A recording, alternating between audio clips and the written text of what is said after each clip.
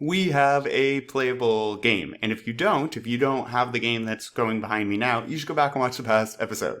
All right. Now that we have a playable game, let's add some features. Let's make it fancy. Is that my fancy voice? Anyways, let's make a score. Let's have the colors be able to change in of the different blocks when we are interacting with the environment. Let's make the game endless so it keeps getting a bit more challenging. All of that fancy stuff that makes us, well, addictively play games. So we're just dipping our toes into more aspects of game design. Like before, all the assets and the code is in the description. Again, what is behind me is the game being demoed. And yeah, let's keep build something awesome along with me. Let's get going. Here is our awesome cube. We're ready to rock. I'm demoing it, right? I have it on play. Oh, that's the ear, complete with earring. That side, the face. And our goal is to get over here. So we have this all ready to go. If you don't, you want to watch the earlier part of the series. What we're going to want to do now is make it so that when you hit the wall, that the game is over, right? It will add this competitive component to the game, and then we can throw a score up on this screen as well. So to get started with that, let's dive right into some of the code aspects, and then we'll take a look at obstacles more closely. Most of that code, honestly, is going to go right on the player. So let's head over to our code and zoop and player. So what we're going to need is an event to be triggered. Let's see actually if we have on our obstacles on our walls, on our whatevers, we need a box collider. Well, perfect. That's great. We have one of those. And then on our exit panel, this thing, we want to know when we hit that exit. Oh, good. We do have a box collider, except we want it to be a trigger. We're going to have it trigger an event to respawn our player back at the beginning of the level, give them a point, and keep on going. Okay. With that trigger all set up, let's go ahead and create this function. Again, I'm in the player script.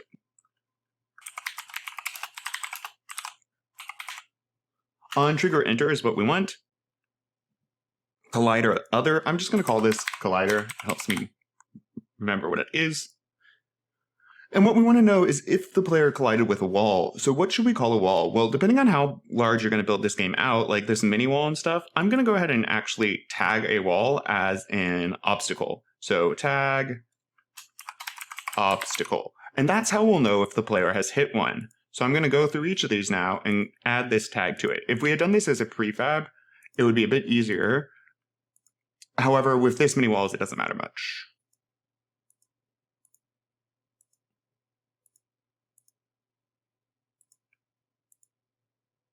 And there we go. All of the walls are obstacles. So on private, if collider.tag is equal to obstacle. So if the player has hit the obstacle, hit the wall, what do we want to have happen? Well, let's make sure to add a variable up here called, this will be private int level. And that will be equal to 1 at first because we're in level 1.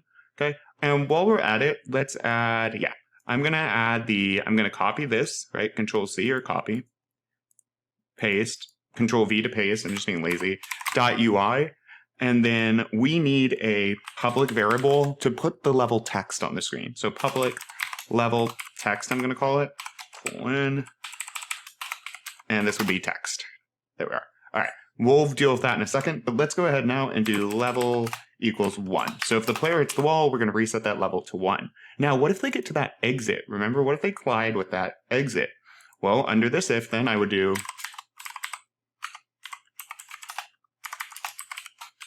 and we did do exit earlier for a tag, I do believe. Oh, maybe not. There we are. Boom, exit tag. Okay, so if it's equal to exit, what do we want to do? We're going to use the transform position and transform rotation, which is going to grab the player's position and rotation. Let me get it in here and I'll go into more detail.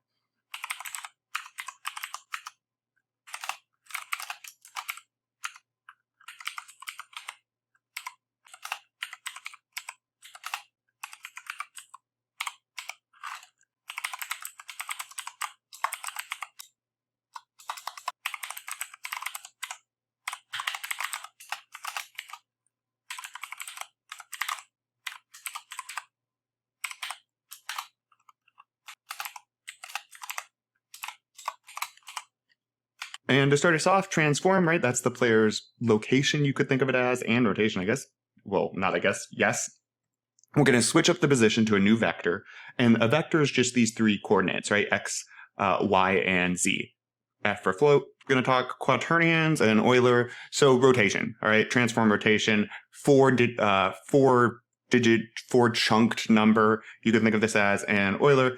Regardless, X, Y, Z, or up, down, left, right, however you want to think of it, that's the rotation that's going to work for us. So we're grabbing the player, we're dropping it back to its default position, default rotation, because they hit the exit, remember, right? We just hit the exit. Now, we would want to reward them by going up a level. We could do the level plus plus. This is how programmers really say, hey, level, you should equal what level used to equal, +1, like this. So there we are, level plus plus. And then we also want to move force. I'm just going to do the shortcut here. Move force plus equals 20 dot f. Yep, floating point. This is the same thing as move force equals move force plus 20. So I'm making the character faster. It adds this complexity into the game. I will add this as well. I'm going to comment it out in a sec, but just to show you, it's like what we'll do with obstacles. I'm going to go ahead and do... So colors, there are some predefined colors in Unity, and instead of having to build out our own using numbers and floats and all that, I was just going to use these for a simple kind of quirky aspect to the game.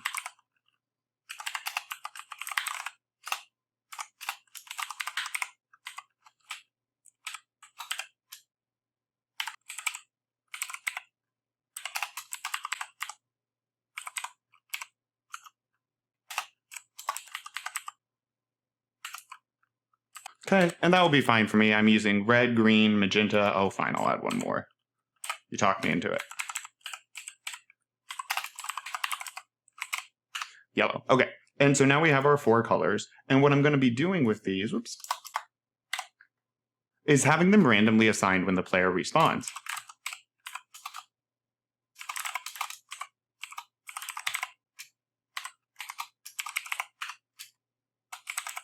I'm assigning them to the ground, or one of them to the ground. So I'm going to change the color of the ground to kind of notify the user, hey, you went up a level, and it's kind of fun. So what's the color going to be? Well, I'm going to say it's equal to, this is getting way too long. What I'll do actually is say color, new color, and that will be equal to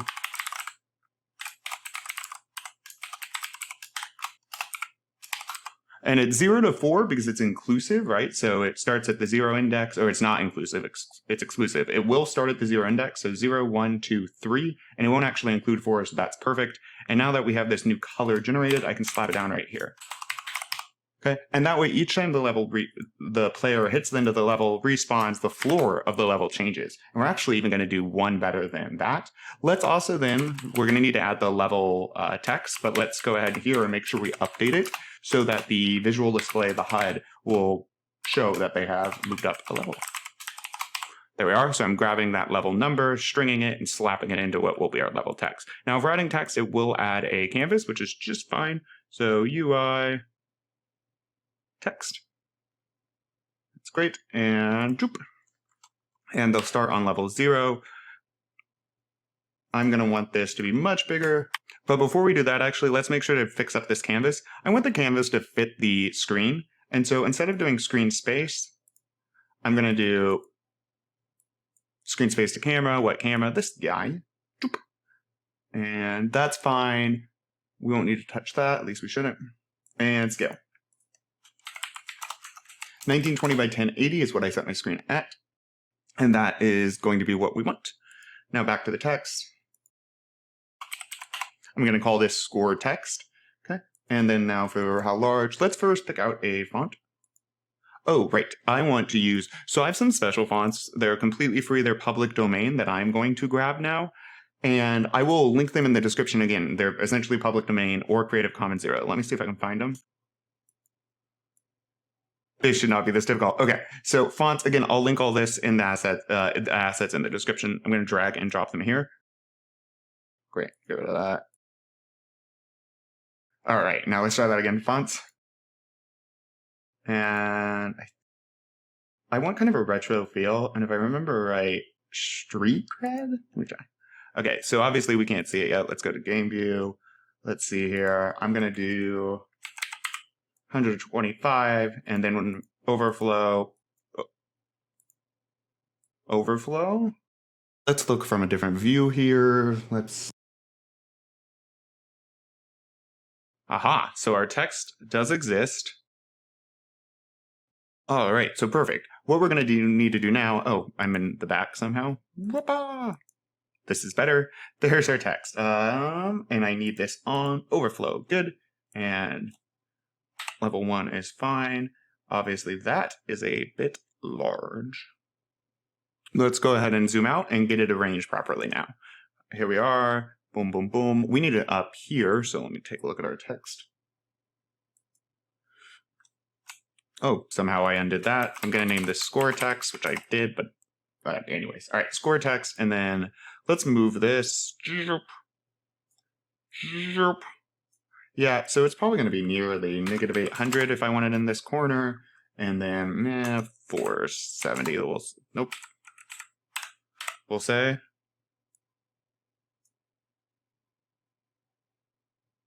I guess we won't say. Something like that. Let's see if this is popping up. Yep, there we are. Okay. So maybe something up over there. I'll do 550, I guess. Maybe more over. And then for the size of this, zoop. It doesn't really matter since we have on overflow and all that, and it's never going to get that big, but it's good just to kind of have it blocked out for us. Perfect. And this is, again, it's going to be the integer that gets updated. So these numbers are working for me. I'll say negative 750 and 500, just to keep it easy enough. And we'll say 300 and 125 for height. Perfect. And great. Cool. And we can see it right here in game mode. And now we have that number. All right, let's keep going with our color changing floor. I'm going to head over to the player. And do we need any? Nope, nothing there is needed. And exit we already have labeled. Let's double check that we saved all this. We got our collider. We have all of this saved. Great. And let's give it all a... Oh, there we go. That's what I was thinking. Score. Oh, and we just lost our camera. Great. Let's give this all a try.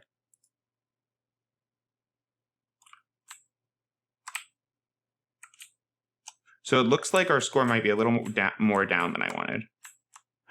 And the floor changed and our score went up. Look how happy he is. Okay, so he's always that happy.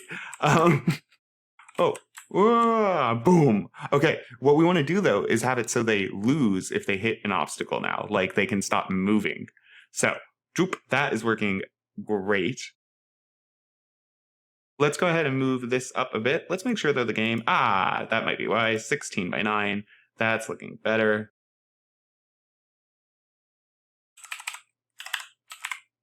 Liking that more. Okay. Let's talk about obstacle collision. Oh, somehow I had misspelled that at some point. I know I had it right in the beginning, or maybe, so make sure you have obstacle spelled right. We will reset the level to 0 when they hit one of our obstacles, okay, that we named. Let's also, though, we can do a few things. We can also have the speed of the player go much faster or much slower as a punishment. So we reset the counter, but let's also go ahead and change the speed. How we could do that, move force plus equals 20, right? So we would either want to reset it. My original move force was equal to 50. So if I want to reset the force for the player to 50, which is where they were, that's what I would do right here. Or just like when they hit exit, we increase it. As a punishment, we could start them at a lower speed. That might make it easier for them to get to a higher level, but anything that we want is within our reach. Let's go ahead and take a look at this, and then let's add to the obstacles the ability, if the player impacts them, for them to change color. You could even zero out force if you wanted a game over situation. Okay. Let's add to the obstacles, though, that little piece of script that will let us have them change color as well. So to do that, I'm just going to click on one of our walls here, add component, and I will call this obstacle script. There we are. And let's just get a bit tighter. Open this up and take a look. This is going to be very similar to what we just used to change the floor color, so much so that, well, here, let me delete update. That's gone. And let's get rid of start. that stuff. Okay, now let's head to player, and I'm going to just copy this because it's going to be useful.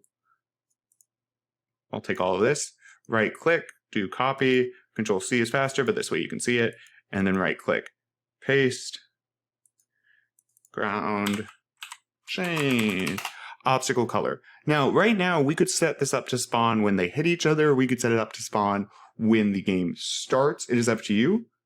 So right now, if I do it in the start function, I'm just setting it up so the obstacle will change colors at the beginning of the match, at the beginning of the game, kind of providing some variability to it. So new color, game object find ground is not what we would want, but we wouldn't need that because this is going to be actually attached to the obstacle. So we can just do game object, and that lets the game know, or the Unity know, hey, whatever script this is running on, that's what we are talking about for it. Okay, this is actually looking good as is. Let's hit save. Let's make sure to attach it to each obstacle. And again, that will run when the game starts.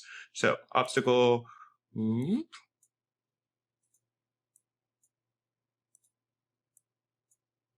did I miss that one?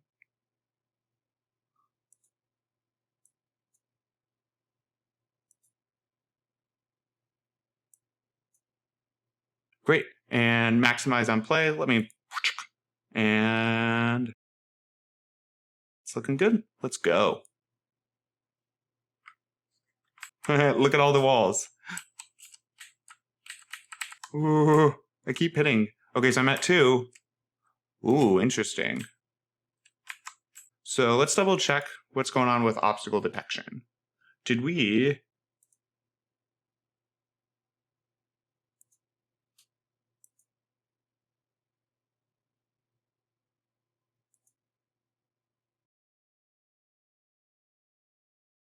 Oh, because the obstacles are on triggers.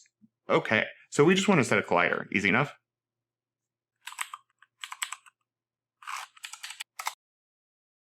There we are. And now we're going to... Boom, boom. And now when we hit an obstacle, our level changes. We're going to want to copy this code, put it down here.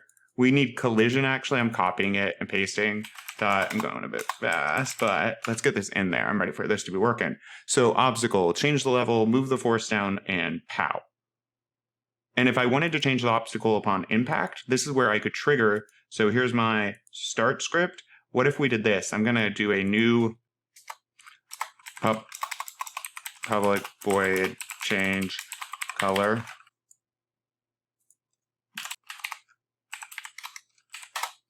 Okay. So now I have a new function here, change color. I'm going to cut, Control X, or Command X, Control V, and then I'll run this change color function here when the game starts, but I'm also going to then run it. I'm going to use obstacle script in the player script up here.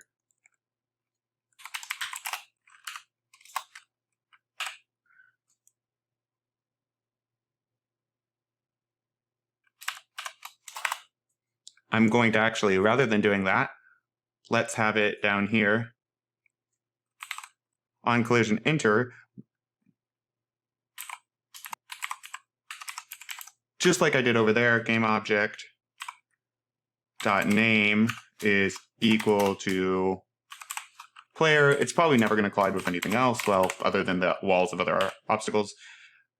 If the collision happens to be the player, then what are we going to do? We'll run our color change function right here as well. And then when you hit an obstacle, the color will change. We'll reset this and we'll take move force back down to its beginning.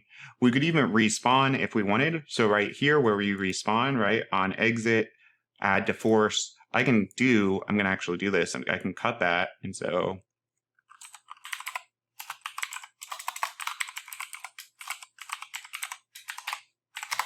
getting a bit more complicated. And this is the stuff that's really having us respawn, right? That's moving us actually. I'm going to Control X that. I'm going to put it here. And I'm going to put a player respawn right here if we hit the wall, but also up here if we get to the exit. All right. And remember, all this code is in the description for you to take a look at. Please do. Let's save all of that. See what happens. Zoop. And I respawned, and that wall that I hit, also a different color. Oh, I'm so slow, because I made it, remember, 15. Oh my gosh, it's so slow. But what's great about this is what should happen if I can win is my speed will go up when I win, and I'm getting punished for being so bad. Oh, go, go. Yay! And I'm faster, and the floor changed. Oh no, and I'm slow again. We have a super duper awesome game. I am sure you do too. Once again, the assets are in the description below. If you've made something awesome, make sure to tell me about it in the comments and build upon this. Honestly, I think I might do one more video where we randomize the walls so we can make the obstacles different every level. Ooh. So check that out as well, or make this complete your own now. Although I think it'd be really cool to have random obstacles. Oh, also hit subscribe and like and all of that. It gives me warm fuzzies. For now, I think I'm going to play this game because I'm really bad at it.